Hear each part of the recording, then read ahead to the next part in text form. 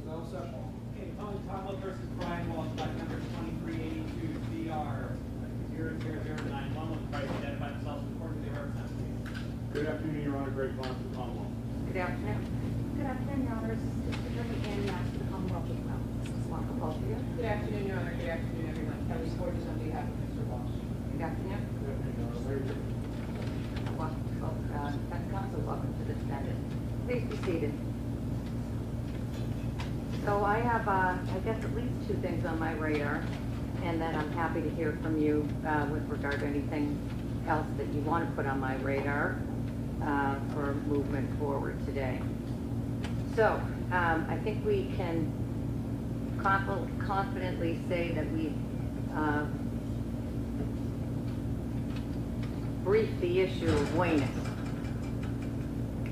And by that I mean I have both the defendant's supplemental memorandum, and I've read it, of course, and the Commonwealth supplemental opposition to the Rule 17 OI IA records. I've read those as well. I'm happy to hear any additional argument that's precipitated by these new pleadings or not, as you think is helpful to your case. So I'll start with the defense on that. Really nothing. I could argue very briefly about some representations Commonwealth made, but it's not determined. All right. I think the issue is fully briefed, but I want to give you the opportunity that if there was something that was raised by the opposition that you didn't get a chance to put in writing, that you at least had the ability. I didn't. You may disagree as to your relative positions, but I just want to give you the opportunity to address that if you wish to orally, and to the Commonwealth. We rest in the pleadings, Your Honor. Thank you very much. So I'll give you something on that.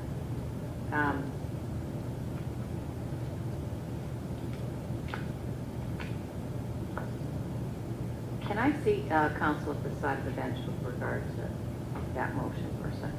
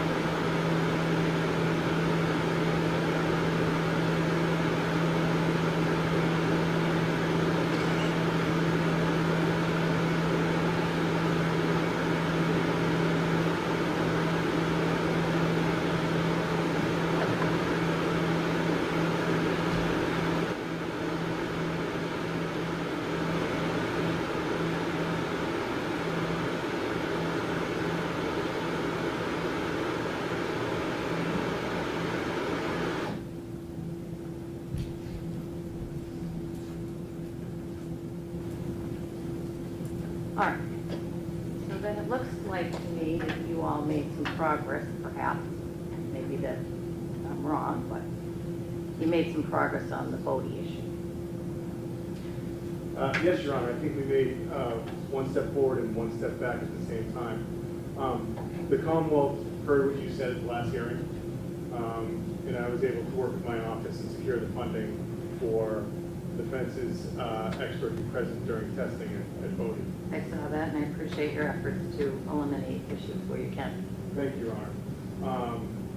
Mr. Tipton was able to have conversations with Bodie today and found out that they are trying to improve their facilities for experts to view the procedures. Unfortunately, they might be closed from April to September, so we are trying to get on a call today with Bodie to find out when they would be not having experts there. My preference is to do this as soon as possible because we want this for the trial. Just run that by me again. So Bodie is improving their facilities to enhance the ability of individuals to view, presumably because they're getting requests like ours. And I think that Mr. Tipton can speak to it far better than I can because he was able to get the email from Bodie. But they're going to be closed? I don't think they're not doing testing. I think the facilities for for the visiting expert would be closed from potentially April to September when they're doing these construction to build it out. So that's the problem. Okay. That's basically what I learned yesterday. And I'm a little vague on the details because I have a vague email. So I shared it with the Commonwealth. And we announced in an email to a person named Brian who responded to me very quickly. But I have a phone call, a joint phone call, where we can better understand. And what he's saying is, yes, there's renovations going on for Bodie in general.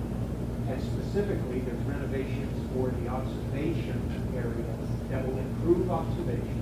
But it looks to us, or at least to me, from the email, that it looks like the ability to observe may be shut down from April so that we can observe. So we just need to get a clarification. Are we in a position to get in there in March? That's my hope is if we can get in there in March. Again, Then we avoid the issue altogether. and I understand where the defense is coming from. They're like the most optimal conditions, but we have a trial date, and I think that that's something we can talk about as far as the cross-examination trial and whatnot. But I think that it's more of a trial issue right now. That is the issue. That, I was trying to get clarification for both to what the enhancements were. And of course, our preference is to have the best ability closer. And I know that there's going to be, as a try, I know there's going to be additional mass state police units. And we're prepared to have those if they have that done. So, and my understanding, Judge, was that reading what we received from the Commonwealth about Bodie and the rationale for the charging the fee they do was that they could get the testing done in a matter of days. And I think I might be right about this, I might be wrong about this, and that's what we need clarification for. If that means, yes, we get the testing done, but that doesn't mean we're going to produce a written report in 3 to 4 to 6 days as to the results. So I was thinking, well, if the observation room is enhanced and ready to go the first week of September, and we were first in line, and of course all of this is presupposing things that we don't have the answers to. If we were first in line for September test, we would still get results and a report the first part of September, and it wouldn't disrupt the October trial. And I don't know that we need that.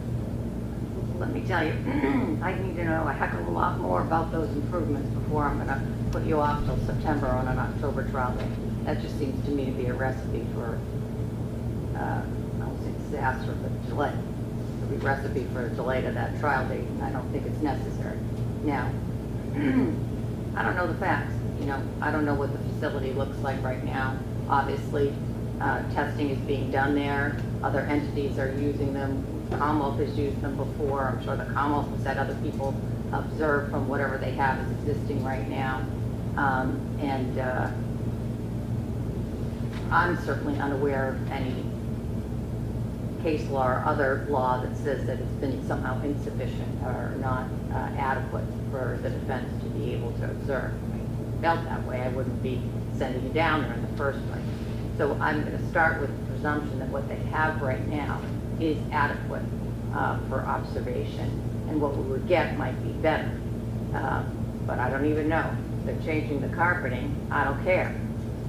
If they're making significant enhancements to how the observation is conducted, and those enhancements impact our case and the testing and work that needs to be done in our case.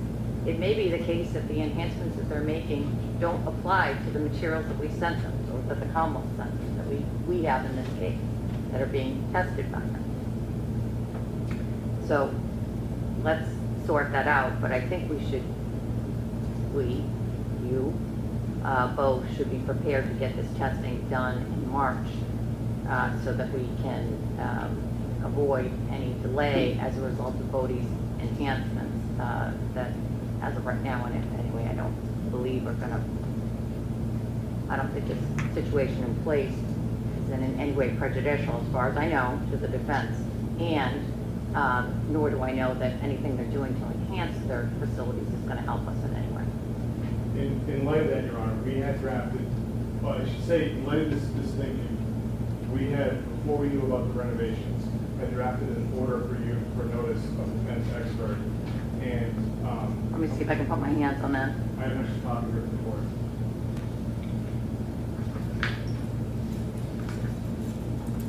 Is that attached to your notice? It would be attached to the notice, yes, Your Honor. I printed out the notice without the attachment, so that, or if I did, it's on my gun, it's not here.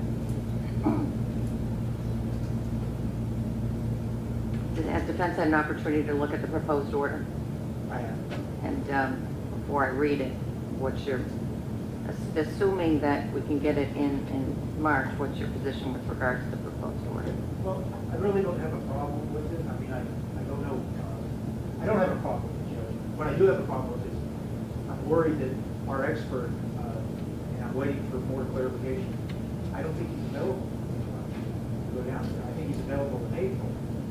And I think if we had to, if we get Bodie on the phone in a joint phone call, and we can have a specific answer to some specific questions, and make it clear that when the observation is still being conducted before they stop doing it, then we might be able to have available dates for this. But that's the problem I have right now as we speak. Well, you know, the expert may be busy every day in March, but he might not have, every case isn't actually the same. That is, he may not be in a situation where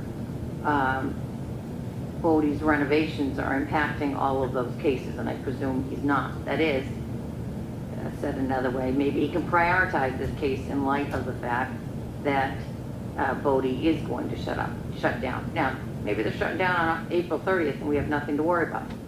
And maybe they're shutting down on April 15th and he's free on April 1st. Who knows? That's what you got to sort out. But I don't know who your expert is. I don't know what his day-to-day commitment is, but that's what I'm counting on you to do. Go through day-to-day and see if you can shuffle some things around if in fact Bodie is shutting down at March 31st, to see if we can get a day. We're talking about 1 or 2 days? I believe so, yes, sir. That's what it seemed like from what I was reading. And you'll see that that order doesn't have a date in it as far as when the testing has to be done. Right, it's just that, you know, probably in a phone call in 24 hours, you could tell me, oh, it's April 15th, it's April 30th, don't worry about it, Judge. None of you worry about it. You've got other bigger things to worry about than that, right?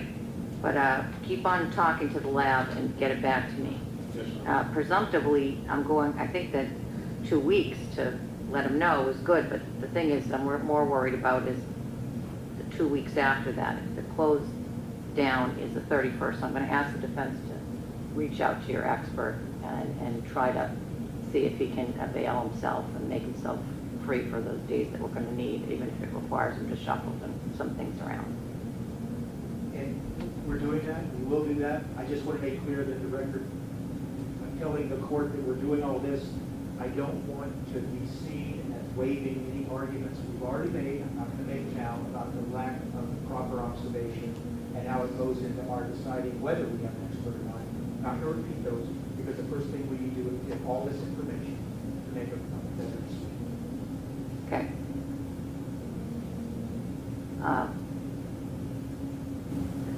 Why don't we plan, just while we're on this issue, to have a Zoom call next Yes. Friday on this, so that we can close circle to see whether there's an issue or not on that? Can we, I don't need you to march up here, and if you want, I can get your client on a Zoom. I'm pretty lucky with that.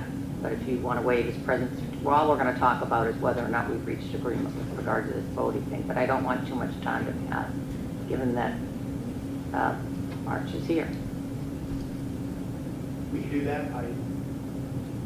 Next Friday is booked up for me until the afternoon. But I'm free that afternoon, Ron. And if you, between now and Friday, decide that you don't need to see me on this because you've reached agreement, you now know the information, and either you know that your expert's available in March, or voting's not closing until, I'm making this up, until April 21st, and you can get them in before that. You don't need my attention, that's fine too. You can just email the clerk and say we don't need that. The only reason you need it is if you haven't reached agreement.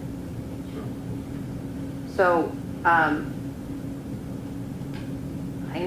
don't know what time in the afternoon you're talking about, but I'm free pretty much the whole day. That day I'm not on trial that day. I have another obligation, but I can hop on a call at any time. But I know that the facility gets hinky in the late afternoon, especially on a Friday, but gets hinky in the afternoon. Are you in a position? I think for 2 o'clock, I'm not free. No, but are you in a position to waive your client's appearance by Zoom if the facility can't do it later in the afternoon?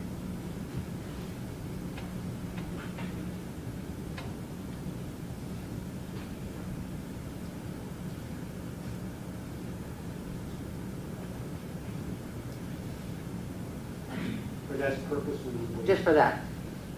And I won't talk about anything else, we'll just talk about whether we've reached agreement with regard to voting. If not, what we're going to do. Yes, sir. I'll still try to get them on. I just know that at the witching hour in the afternoon, it becomes difficult sometimes to get them on later in the day. Usually in the morning and the early afternoon it works. I found less so in the late afternoon. What time's convenient for the two of you? 2 o'clock? 2. So we'll do a Zoom tape, but we'll go forward if they can't get them on there for 2 o'clock. All right. And third thing I have is this.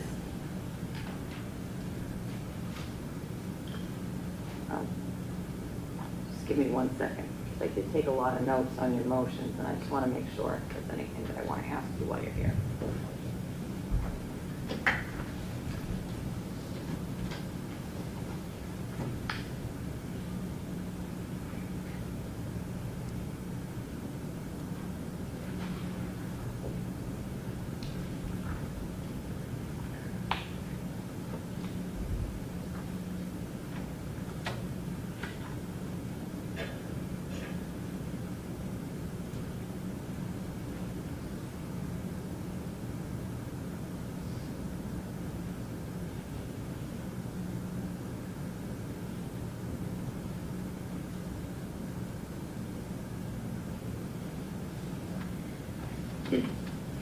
Maybe this is a disconnect because I'm not understanding what's written in here, or maybe this is truly a disconnect. Among the attachments to the Commonwealth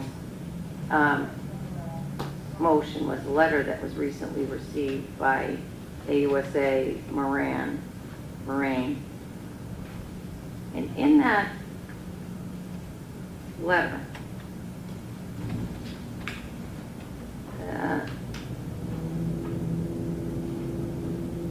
she says, and this is the second full paragraph on the second page. She says, my office previously produced to the Norfolk County District Attorney's Office copies of Trooper Proctor's statements made public at Ms. Reed's trial. Those copies are not subject to any protective order and therefore can be provided to Ms. Porges. Yes, Your Honor. And then somewhere along the line when I was reading somebody's pleadings, I think it was the Commonwealth, but I don't know, maybe it was in the defense pleadings, there was some discussion about materials that were turned over by the U.S. Attorney's Office but not used in the Reed matter that would be covered by the protective order. And that seems to be at odds with, it seems to me what AUSA Moraine is saying is that if it was turned over in connection with the Reed case, it's not subject to the protective order. We received 52 pages of text messages that were introduced to trial, Your Honor. All of them? All- No, 52 pages of text messages that were introduced to trial that were litigated at the trial. Right. Entered and read out loud. That was subsequent to the retrial. That was turned over to the Commonwealth, and we were allowed to turn that over to defense. And we did execute actually a protective order on that when we turned it over to defense, done without prejudice.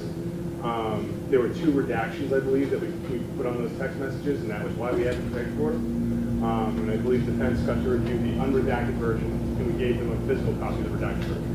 So those are the materials that were turned over to us that this office believes was not subject to the protective order. The first batch, that's 3,000, 3,000 pages that the prosecutors on the retrial did sign that order for, that we have not deviated from. We believe that we're still held under that order. So it's unclear to me as I read that.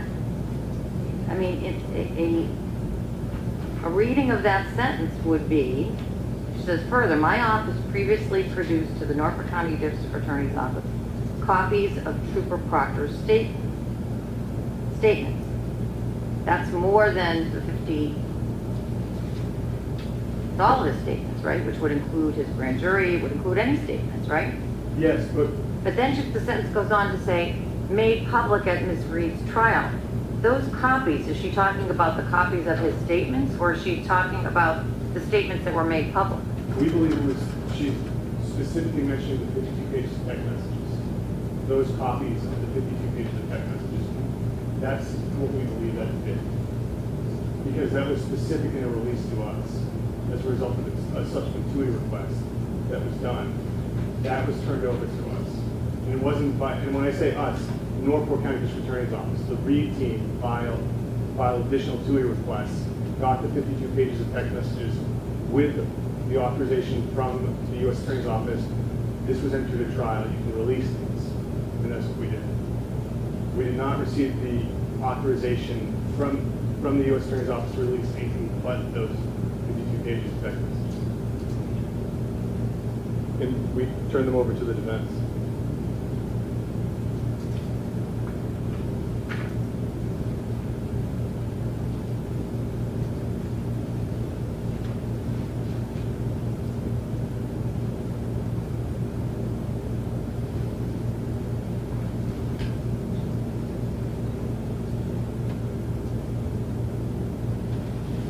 Well, and I also note that as of February 12th anyway, the U.S. Attorney's position was that there was an ongoing investigation.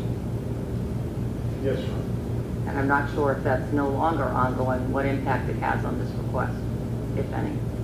I mean, it's a litany of different things that why they rejected, and it's perhaps beyond the scope of what we're talking about today, because that was presented to me in the context of the opposition to the Internal Affairs request.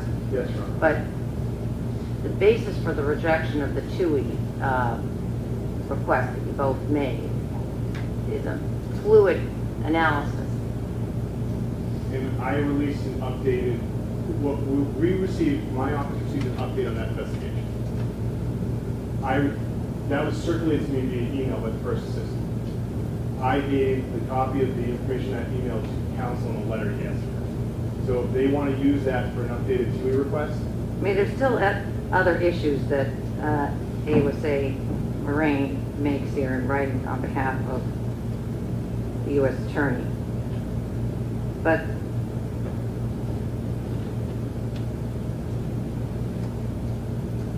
to my reading of that letter, it seems a little unclear what position the United States Attorney is taking with regard to what information is covered and not covered by the protective order. And since we don't have the protective order, it's hard to know. And secondly, whether or not any of the changes in circumstance of that investigation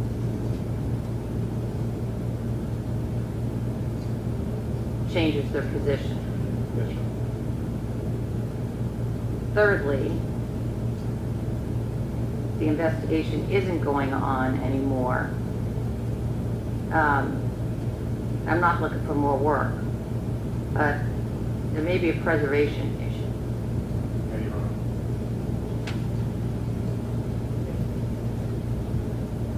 I didn't want to bring this up. I'm glad the court did. I was having a conversation with another attorney on my way in on this very issue. And we're all waiting for an official announcement from the U.S. Attorney's Office. So we know if the investigation has, in fact, ended, instead of just media reports and representations being made. And then what Your Honor just said, that will propel us to file something in addition. I don't want to belabor today, but that's exactly what we're anticipating once we have a firm answer. The second thing is how it may impact on our, if it does, how it may have some impact on the internal affairs. And thirdly, just to round this out, I know Your Honor's going to make a decision eventually on this Rule 17, maybe today, maybe tomorrow, maybe next week, but we're still waiting for, and I think we might get it today, the production of the review by an independent review, so I haven't seen it. Right. So, if I may, Your Honor? Yes. Counsel, that was one of the protective orders prepared to present to the court, but counsel signed it, we've given him a copy of that review today. That's on the thumb. That's on the thumb drive. Okay. Attorney Sack has gone through, I believe, 8,600 of the 13,100 emails. And then he's gone over several other portions of the phone and wrote about a 20-page report about that. My understanding through an interview that was done last night on a local radio station with the U.S. Attorney, Foley, is that U.S. Attorney Foley said that she cannot, under DOJ rules, confirm that an investigation has come to an end. That's right. And she said that it's not uncommon for law enforcement partners to be notified of the status of the investigation. My office was notified by the U.S. Attorney's Office. I provided that to the defense counsel. That's the best I can do. By the way, I don't mind, I'm picking out and cherry picking portions of this letter that I just couldn't understand what it meant, and I didn't know if it was my lack of knowledge of the different parts or different parts of Trooper Proctor's statement, and what was public and what isn't, because I have no idea what's public and what isn't, other than the emails that you see, everybody can see all over the news, okay? Yes, sir. And that you pointed out to me in the pleading. But it seems to me unclear what the position of the U.S. Attorney is with regard to the statements that were produced. And I think a reading of that sentence is that whether they were used in public or not, what we turned over to you is not protected by that protective order with regard to his statements. I don't know that that's what they're saying, but I don't understand. But let me not forget that the sentence before it, which is important, which they say, or she says, I'm not aware of any statements by state or local law enforcement in the possession, custody, or control of my office, the U.S. Attorney's Office, or the FBI that concern the investigation of Mr. Walshe for his wife's murder or the Walshe murder case. So, unlike what we had, what was going on in the Reed case, there are no, that she's aware of statements that relate concern to this investigation, this prosecution. That's a very important part of this paragraph. So I didn't need to pick the rest of it off, but there's some lack of clarity there. And I now found out who it was, which is paragraph 46 of the Commonwealth's supplemental opposition. And that's when I wrote a note, isn't this contrary to Moraine's letter? But maybe it's not, maybe I'm reading it incorrectly.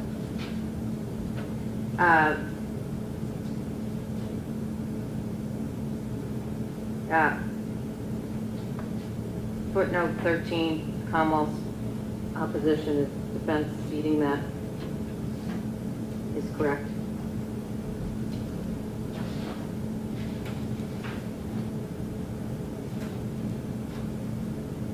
Is the Commonwealth's assertion in footnote 13 correct? Yes. It is correct, and I take full responsibility for that. That is,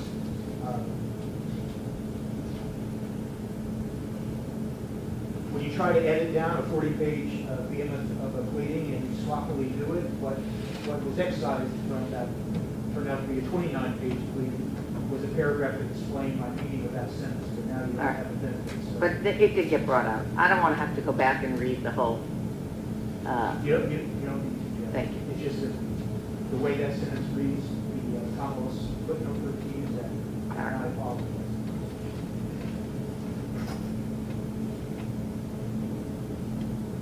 All right, I don't have any other meaningful footnotes. You've asked if you can advance and continue. And so I think the last time we were together, I moved your May 12th date to May 8th, 19th. Maybe it wasn't, maybe it was after I realized it, I don't know. But we're on right now for May 19th. I think I did it after. I didn't realize until after you left that I was still conflicted out because I was going to be somewhere else on the 12th. So, are you telling me you can get it all done in that one day? The 19th? I don't know. I believe we can. I mean, it could take 2 days, but the point is, what we're coming up with, Judge, is that there's an overlap of witnesses, there's an overlap of There is. issues. And it just started making sense to. So when we had a discussion the last time we were in Dedham at the side of the bench, when I said I don't like 3, 4, 5 motions to suppress, you convinced me otherwise that it would make sense in this case. I won't repeat for the reasons why you indicated. But is that not a concern of yours any longer? It's still a concern, but I still think that after we have been able to continue to process the information, that it just makes sense that we bring everybody in and have a full hearing that addresses all of the search and seizure and related issues in one hearing. There's no reason to call people and then call them back a month later. So that's what we're. All right. But we do want to say that it could take more than just one single day, but we would only know that once we got started. All right. I'm just trying to adjust my calendar.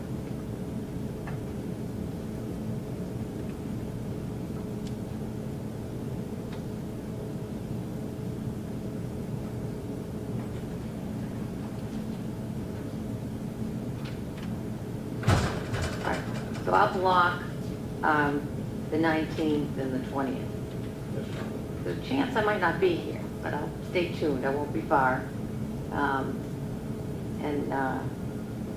think it's easier for you to come to my courthouse than go to Dedham, only because then I have to kick another judge out of a courtroom, and that doesn't work. The only one that's available there is the little thing in the back, and that's usually not all that great for any kind of evidentiary hearings. But that's just right. That's remarkable. It was. It was his jury of 6? No, it was a jury of 12, and it was almost 12 years. Wow. And it's never happened. The only time I've been in there is for bail reviews. So we'll put it on for the 19th and the 20th, and then presumably, right now, presumptively, we'll be here. And I'll, of course, have the defendant caved in here. The schedule looks fine to me on the briefing schedule. Anybody, is this a joint? No, not a joint. No. Commonwealth, you fine with that? Good, Commonwealth has no objection. All right.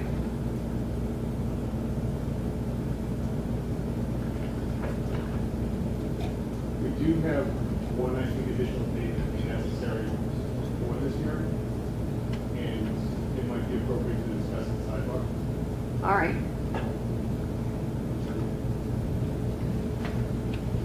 Today the 27th or the 28th? Thank you.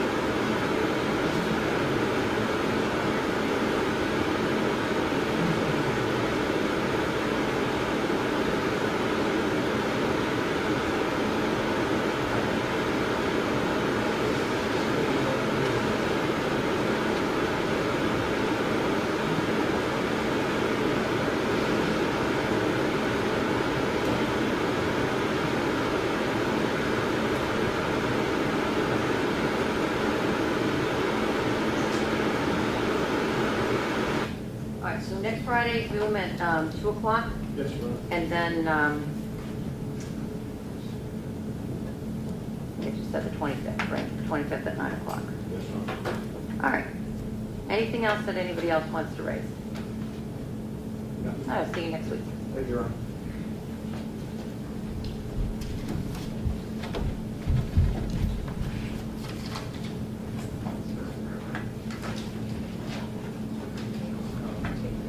All rise.